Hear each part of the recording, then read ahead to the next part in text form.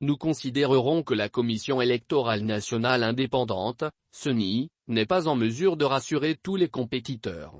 Nous voulons d'une CENI consensuelle, conforme à la loi pour que les élections se passent d'une manière libre, transparente et équitable, affirme, sur Top Congo FM, le porte-parole du PPRD, François Écuille. Alors que ces revendications pourraient favoriser le glissement, ce député FCC indique nous ne planifions pas le glissement. Ces conditions peuvent être remplies en moins d'un mois, s'il y a la bonne volonté.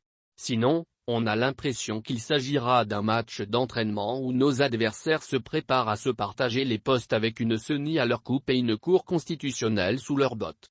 Ce cadre du FCC rappelle même nous avons dénoncé le fait que Kadima et de l'UD, ceux dont on prétend être du Front commun pour le Congo, FCC, dans ce bureau ont été investis illégalement, sans mandat du FCC. Nous continuons à dénoncer le fait que le secrétaire exécutif et le secrétaire exécutif adjoint sont membres de l'UD et même membres des familles biologiques de certains cadres de l'Union sacrée. Silencieux depuis les dernières manifestations dans le cadre du bloc patriotique, François Écuille estime le FCC n'est pas essoufflé. Vous allez nous voir, nous avons nos stratégies que nous allons appliquer.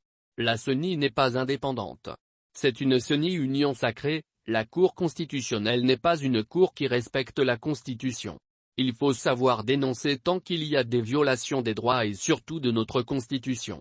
Alors que d'autres acteurs politiques sollicitent un dialogue sous l'arbitrage de l'Union africaine, ce cadre du Front commun pour le Congo, FCC, estime qu'il faut respecter la Constitution dans son esprit et dans sa lettre par rapport à tous les actes qui ont été posés depuis le changement de la majorité parlementaire.